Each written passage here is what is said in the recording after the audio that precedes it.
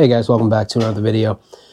Today we're going to be taking a little break from the 56 because I'm waiting on some parts for that. So in the meantime, we're going to work on my latest financial mistake. Facebook Marketplace strikes again. Let's go check it out.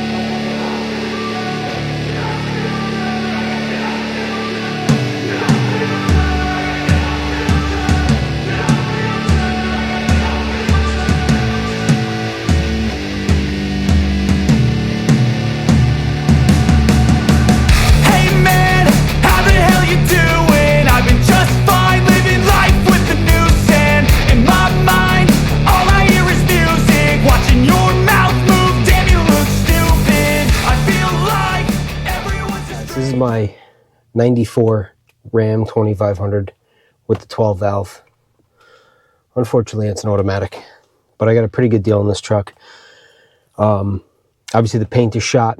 The doors need a lot of work, but the rockers, cab corners, and the underside of the truck are actually in really good shape. And I think what took out the doors is actually those mirrors. So we're going to address that eventually. But since I picked this truck up, I got it from the second owner. The killer dowel pin has not been done. This truck just has just over 200,000 miles on it. And I've driven it a little bit since I purchased it, but that's been in the back of my mind. I want to get that done, along with a couple other things. It needs the valve cover gaskets done, serpentine belt, figure while I'm in there, we'll do a water pump. I also want to do the lift pump, and I think there might be an issue with the governor springs on this truck, so we're probably going to look into that too. But I'll show you what happens when I start this thing up. And this is part of the reason that I'm going to do the lift pump, as well as the fuel feed and return lines.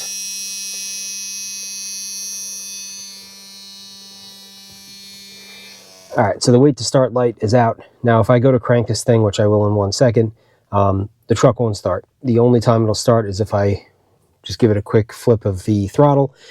And then I generally have to feather it a little bit to keep it running. So that is where I'm thinking that the lift pump and possibly the governor springs are the issue.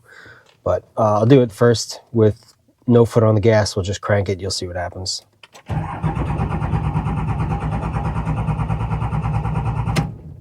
Nothing.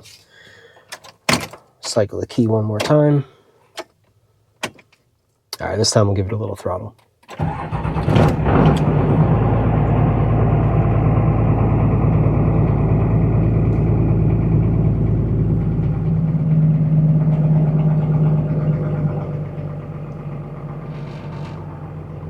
It's not that cold, so it may not do it, but if I still have my foot on the gas a little bit. If I take it off, it might stall. We'll see. Yeah, definitely not happy, idling way too low. So that's what we're going to attempt to fix today. At some point, I got to get rid of that boost and EGT gauge. I think it looks like it's out of a horse and buggy. It does work, but take care of that at another time. Let me shut this thing off and let's get to work. Alright, so I went and disconnected both batteries. Next thing we're going to do is drain the coolant. I'll show you guys how I want to do that now. Alright, so on the driver's side of the radiator, see that little hose barb right there? And then your drain valve is right there. So, to try and avoid making a mess, just a piece of clear plastic hose, a little zip tie around it. I'm going to shove it over that barb, tighten it down, and I have my drain bucket, and we'll drain everything into there, and then undoubtedly I'll kick it over in 30 seconds and make a mess anyway. But I tried, right? Yeah, I tried. Alrighty, so finished draining the radiator. I pulled the upper hose off, and then I pulled off the crossover battery cable that runs across the top of the rad. Those were just 4 10mm bolts. So we got that out of the way. Next thing I'm going to try and tackle is getting the fan off. So that's a 24mm nut. I have a fan wrench for 24mm, but I have to figure out how to get this this idler pulley, I should say, not to spin, because as you can see, this belt is completely smoked. I tried putting tension on it and it still spins. So I'll come up with something with that, and then hopefully we can come back and I'll be ready to pull the rad out. All right, so I got the fan off. this nut on here that goes onto that idler is a reverse thread. So when you're taking it off, make sure if you were trying to tighten it, not loosen it. But the way I got that off was basically, unfortunately, kind of messed it up a little bit, but I didn't want to hurt the ribs on the pulley. Just a pair of big like water pump pliers on the outside of the pulley. And then that 36 millimeter, looks like a dog bone wrench there. Just got in a good position where I wasn't going to slip off. And once I did that, it came off pretty easily. So we have that out of the way. Next thing is going to be to get the fan shroud and the radiator out. But before we do that,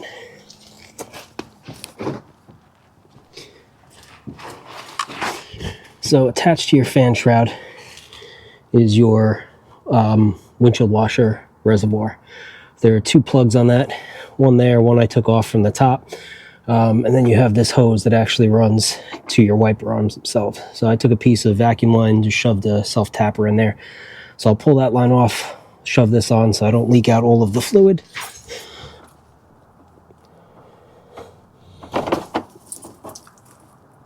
Oh, right down the arm. Perfect. All right. Could have gone worse, could have gone better. Try and work that second plug off. You can see the other one up top. So I'll put the camera down because I can't do this one-handed. I can barely do it with 2 hands. Get that out, and then we can start working on pulling the fan shroud out. All right, got the washer reservoir out of the way. You can see the 2 clips here, and then it has 2 little protrusions on the back. So if you can I put a small pry bar in the back and just kind of put a little bit of pressure on it, wedge those 2 indents out of that hole, and then it slid right out. Obviously we did all of our connections before, and now I believe to get the fan shroud out, 10 millimeter bolts, one there, one on the bottom, and looks like you got 2 more over here. Looks like this side could be done without taking the coolant reservoir off. Do those bolts, and we'll have that out of the way, and then we can actually start taking the front accessories off and the timing cover. Fan shroud's out. This harness right here is actually zip tied to the bottom of the shroud. So after you're done pulling on it for 10 minutes and can't figure out what it's stuck on like I did, you could just go underneath and cut the zip tie and replace it later on. So with that out, I'm going to remove this idler pulley. These are 4 10 millimeter bolts, I think. So we'll slide that off. And then the oil fill cap come off. Well, actually I already took that off, but there's one 8 millimeter bolt that goes through there that clamps it down. And you have one 16 millimeter that holds it to the intake manifold. I can't really tell, everything's covered in grease. And then that spins like that, so we'll be able to get that off, although I don't think it has to come out to get the cover off. But if you want it out of the way, you could do that. So I'll work on getting this out, and we'll see what's next. All right, the other thing that has to come off is there are 4 15 millimeter bolts that hold that on, and you could do it a couple of different ways. If you can get an impact in there, which is what we're going to try and do, you might be able to break them loose. They get torqued to 92 foot-pounds, so they're going to be pretty tight. The other option you have is to use a barring tool through the back of the bell housing, which will hold the flywheel in place. If you have a stick truck, you could probably just put it in gear, chalk the wheels, emergency brake, friend on the brake pedal, whatever you have to do. Being this is an automatic, we don't have that option. So I'm going to try. I have this Milwaukee little 90-degree stubby impact, and we'll see if we can get them off that way.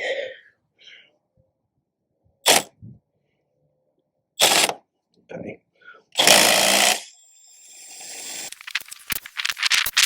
Now these should not be pressed on. You should hopefully just be able to wiggle them off.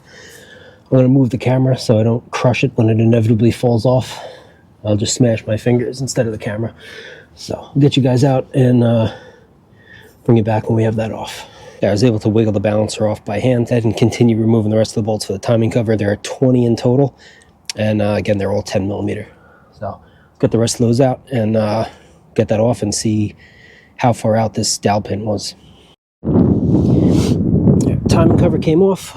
One thing to note, I actually didn't realize until I went to take it apart. So your crank position sensor sits right around here. I'll show you the stud. So once you take the sensor off, I have it up here right now, it's covered in grease and oil. Once you take the nut off, you're going to have this stud. Just make sure you take this stud out to 10 millimeter as well. But if you try and pry on the cover with those still in, you run the risk of snapping it. I think that was it. But one interesting thing, and I wish I had filmed it while I was taking it off.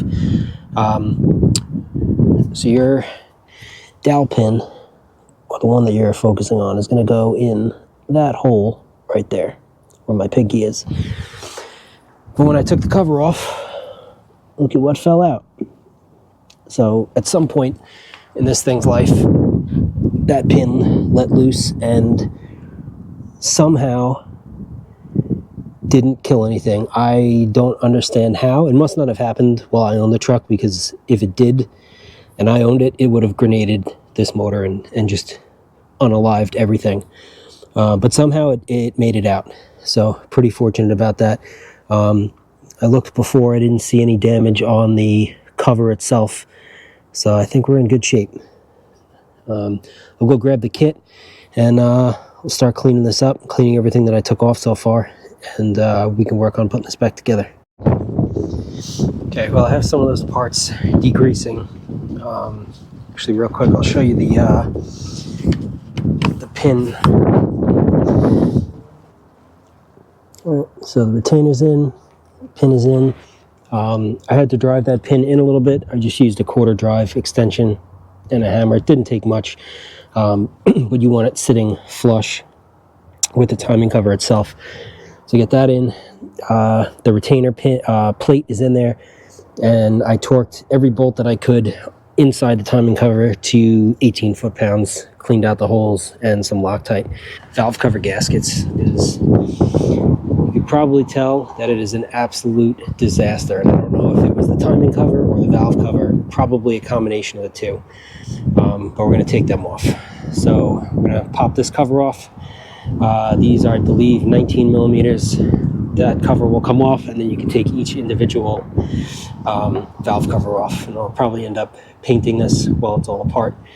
So I'll take that apart, get the valve covers off, and then a couple other things I'm going to take off, and we'll just clean before we put everything back together.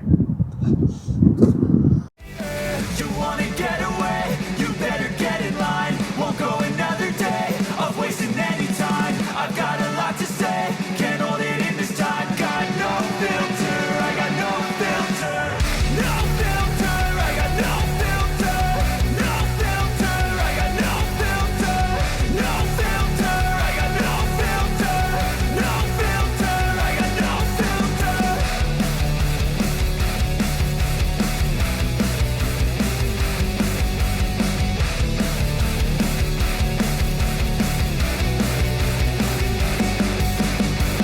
Hey man, can I get a favor? Yeah, sure, I know, see you later.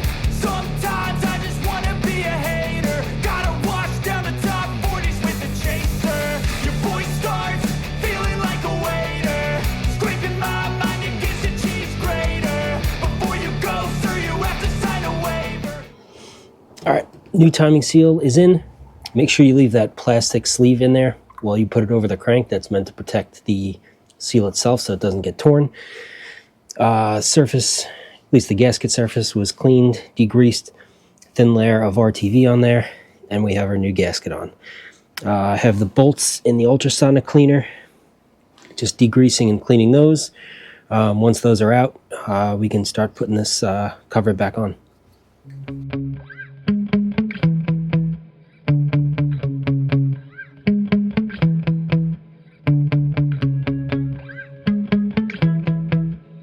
So skipped a little ahead because I pulled this out last night. It was about 2 in the morning, pitch black, 20 degrees, but a lift pump is out. So as you can see, there are 2 threaded holes there. There's 2 10 millimeter bolts. The one on this side, you have to get with a quarter drive because the fuel heater, which I'll show you in a second, is in the way. And I also took the intake horn and the master cylinder off. Now I've heard that you can pull the master cylinder and kind of slide it out of the way.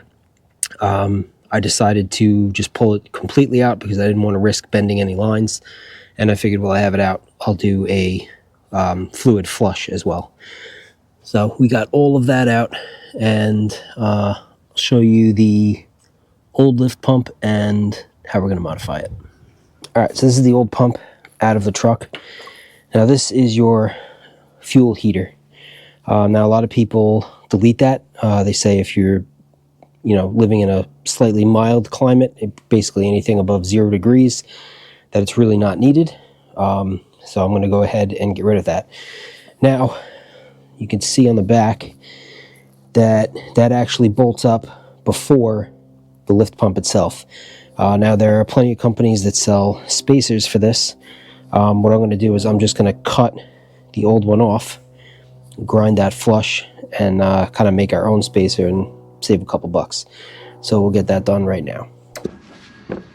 And done. It's a little crude, but it will work. I could have ground it down more to kind of match this side, but no one's ever going to see it, and it was getting hot, and I was doing it while trying to hold it with my fingers, so that's that. If you order one of these, do yourself a favor, get one with the studs so that you can thread the studs into the block. And it's gasket, spacer, gasket, lift pump. But trying to get that aligned and thread bolts in is no good. So this foot here on the end of the pump itself rides on the camshaft. You want to make sure that the cam is in a position where you can put the pump basically all the way down onto the block, because you don't want to draw that pump on using the studs, otherwise you run the risk of damaging the cam. Believe it or not, I think I actually got it in the right spot.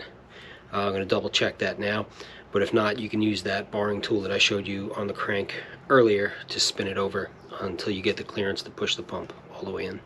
So I'm going to go ahead, get this in. There's really no way to film it, but like I said, it's 2 studs, gasket, spacer, gasket, lift pump, and then hook your lines back up. We're gonna have to figure something out because I deleted the fuel heater.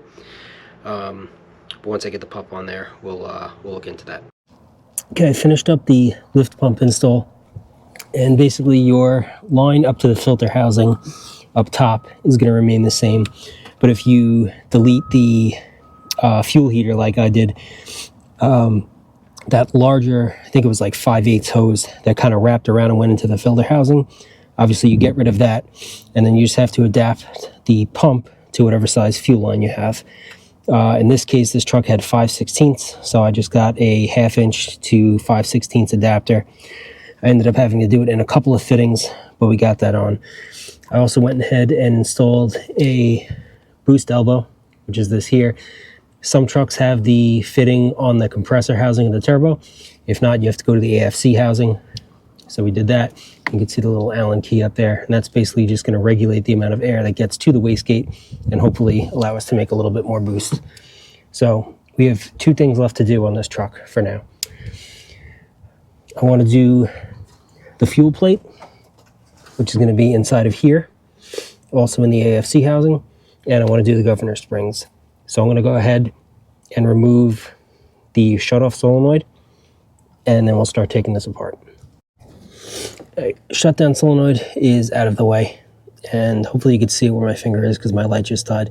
There's a piece of safety wire, and there's a plug back here. So you're going to cut the safety wire. That's a 7/8 plug.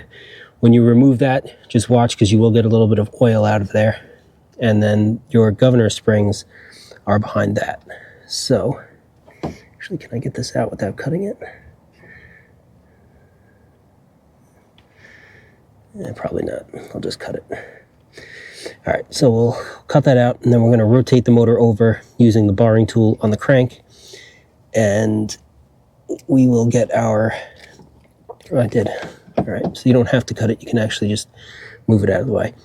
So I'll remove that. We'll rotate the motor over until we can see the top of the governor springs, and then we'll go ahead and remove those. Before you remove that 7/8 plug to do the governor springs, you're also going to need to remove this armature. Now this is for your shutdown solenoid. can see the little hole in there where your cotter pin slides through. And there is I believe it's 8mm bolt that also needs to be removed right through there. But it's keywayed. You can see the little slot there for the Woodruff key. When you pull that off, be very careful, because that's the keyway. You can see how small it is. So just before you pull that off, make sure you have an extra hand under there. Mine happened to get stuck on the shaft. It was on top. It should be on yours as well, but just something to keep in mind when you're taking that apart, because you don't want to lose that. Okay, with our governor spring visible now, let's see, or it's kind of hard to see, but there's a flat notch on this little locking tab, and you're going to want to basically unscrew that. And then once you do, you're going to take the whole assembly out. Now there are 3 springs, a cap, and some shims. I just modified a flathead screwdriver to go over the cap of that. Hopefully that'll work. I got the first set of governor springs out, and for you to be easier just to kind of go over this while it's out rather than trying to sneak the camera inside the engine bay. All right, so this is that slotted screw that you have to remove to actually get the springs out. And you can kind of see it has almost like a wave pattern to it. And that actually locks into your retainer here. Might be kind of hard to see. But I'm assuming that's what actually stops this from loosening up, because there's no safety on that or nylon lock nut or anything like that. So in the order that this came out, it's going to be those 2. Just going to remove this idle spring and that shim. Had those 3 springs. This is on the very bottom. And with the new kit, we're not going to use this or the shims that were underneath. So mine only had 2 shims. So there were 2 shims, but we're going to go ahead, disregard that and our other 2 springs. So to put this back in, it's going to be the larger spring with the shim. This is your idle spring. And now the kit that I ordered is a 3 or 4K governor spring kit. I'm only going to do a 3000 kit because I have not upgraded the valve springs in this truck, and I don't want to risk floating the valves. We're also going to keep the boost pretty low with that boost elbow. So the small spring is going to be left out. Now that spring retainer from the stock kit is not going to be used, but we are going to use this new one. So that's going to go down. Then your 2 springs. And then all of that is going to go inside your idle spring, that other shim. And then we're going to utilize the factory cap and that slotted locking nut to put it all down. When taking it apart, I've heard 2 different ways to measure it. Because of that wave pattern on the bottom of this and the retainer, you can actually count the number of clicks. The other thing that you could do is you can take a caliper, and that small pin that protrudes through, you could take a measurement from the top of that to the inside slot on this spring. Now I've heard anywhere from like 40 to 50 thousandths is the proper height for that. I'm going to go ahead. So this had 4 clicks. It was a very soft initial one, and then 3 more clicks. I'm going to go ahead and put it in with the 4 clicks that was set up, at least from the factory. I think it's still the safety wire on there. And then I'll also take a measurement on from the top of the stud to that slot. I had about 48 thousandths, give or take, maybe a couple, because it was kind of hard to get the caliper in there. But I'll go ahead and put this back in. And then we'll do the other side. Now, there's always a possibility with this kit. You may have to readjust it when you initially start the truck. I don't think it'll run away, but the idle might be slightly higher. So on first startup, just make sure you have somebody standing by with a board if you have to put it over the intake to shut it down. I don't think it'll completely run away as long as you don't go overboard with the clicks, but just something to keep in mind. So I'm going to go ahead. I'm going to put this back in that exact order that I just showed you.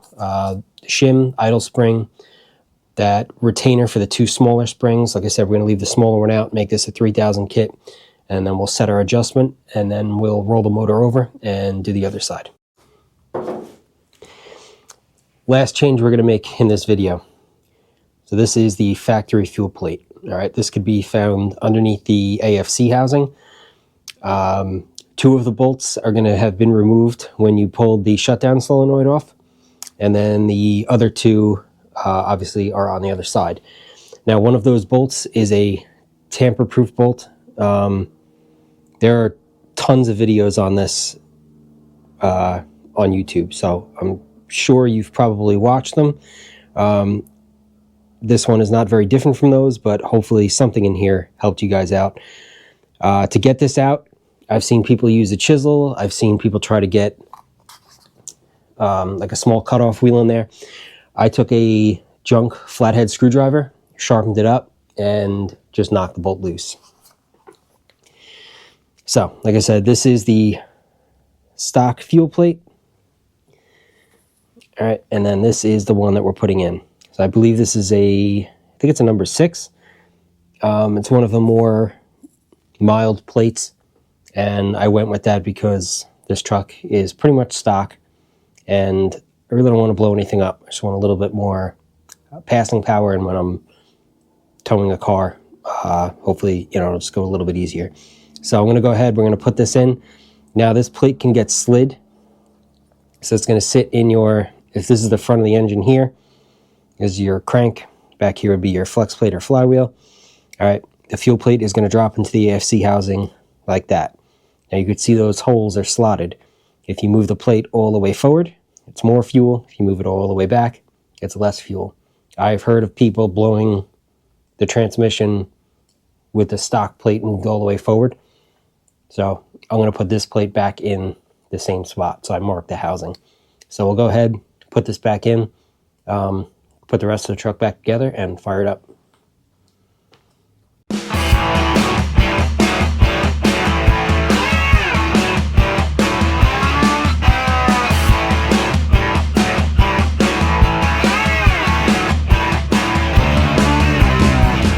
So I got the belt back on. One thing I forgot to mention before is your crank position sensor.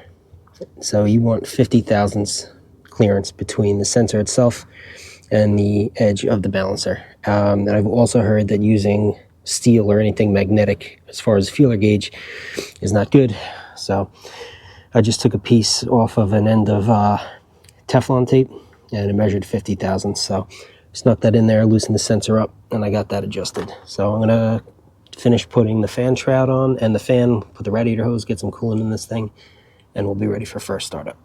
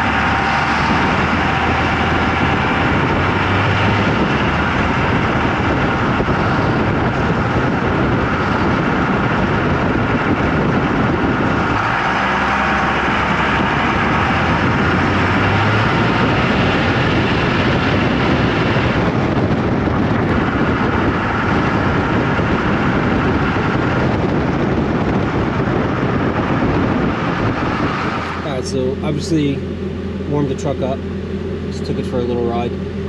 Definitely feels better.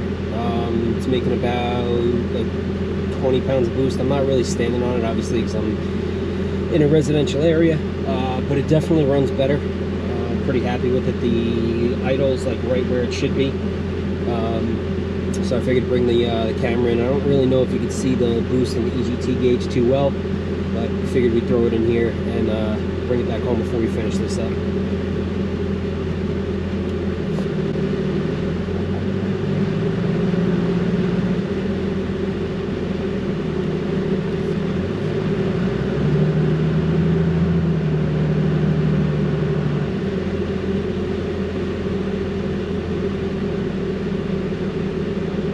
kind of hard to tell in the video, or actually in the mirror, I should say. I couldn't really see, but it doesn't look like it's smoking too much. So I'll look back at it once I upload the footage from the camera, but I'm happy with that too, because I really didn't want this thing to be obnoxious. You know, a little bit on heavy acceleration is fine, but I don't need to smoke the entire neighborhood out. Just give it a little bit here.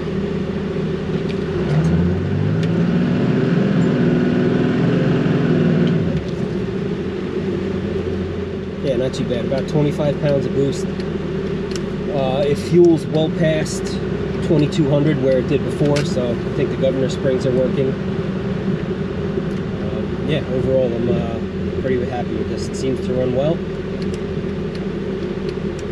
Temperature's right where it should be. Oil pressure's good.